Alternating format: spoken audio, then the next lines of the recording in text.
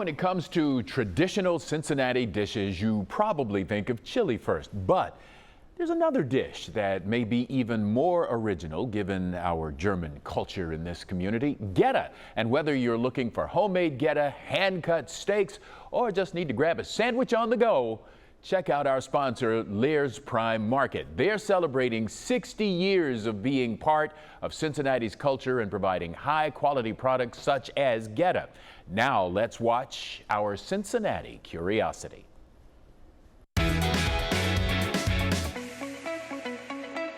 Goetta might be the quintessential Cincinnati dish, saturated with German heritage, and yet a complete mystery to anyone living more than 50 miles from Fountain Square. Now, it is true that Goetta sailed over from Germany, but not just any part of Germany. Local food historian Dan Weller has tracked the origins of Goetta to a diamond-shaped region in northwest Germany, bounded by Münster, Oldenburg, Hanover, and Hamburg.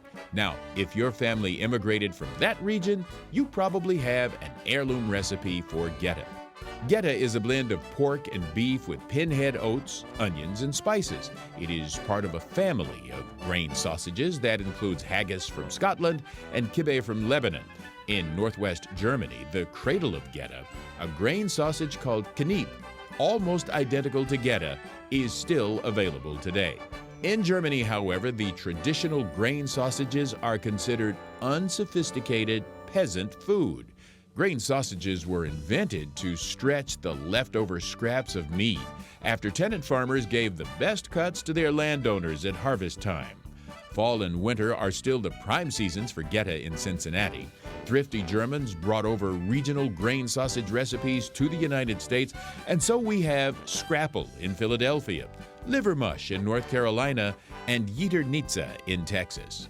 For a good portion of its history in Cincinnati, Goetta was a dish served at home using mom's or grandma's recipe adapted to locally available ingredients. Cincinnati's German butchers often stocked their family's version of Goetta, but it was a discount item for the less well-off customers, not a featured offering. Although readily available at Findlay Market, Goetta did not appear in Cincinnati's supermarkets until after World War II. Although Cincinnati has laid claim to Goetta, the first commercial Goetta products actually emerged in northern Kentucky, including the all-important pinhead oats from Dorsal's, which carried the standard Goetta recipe on its packages for years. The earliest advertisements for Goetta appear in northern Kentucky newspapers in the 1920s, and it is believed that the Finke family, still selling Goetta in Fort Wright, was the earliest commercial producer of Goetta in this area. From its humble origins in Grandma's kitchen, Cincinnati has propelled Goetta into the culinary stratosphere with Goetta pizza, Goetta sliders, Goetta hot dogs, vegan Goetta, and even Goetta soap, among other variations. For several years, Cincinnati even had canned Goetta from the Stegner Company. Cincinnati's German forebears would be amazed that their make-do concoction has not only been embraced, but elevated to the status of a delicacy. All right, we're going to get more of the story now from our good friend Greg Hand. Good to have you here. So, Greg, why does everyone compare Goetta to Scrapple? This is a case of Philadelphia being a bigger media environment.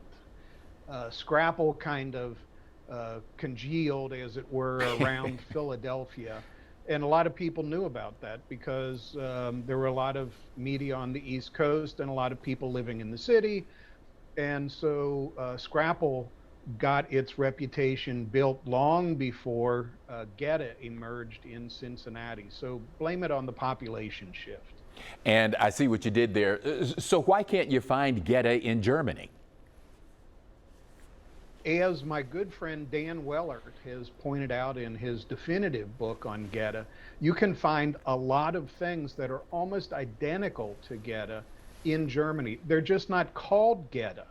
And his explanation is very convincing that in the days before electronic media and everybody started speaking in the same dialect, there were these little micro dialects where people had jargon and slang that was unique to a tiny village or maybe just part of a village.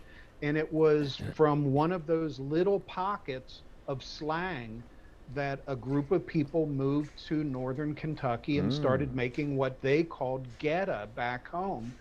But their neighbors just down the street or in the next town didn't call it Goetta. And so when you go to Germany, you can find these grain sausages, but they're under different names. Fascinating.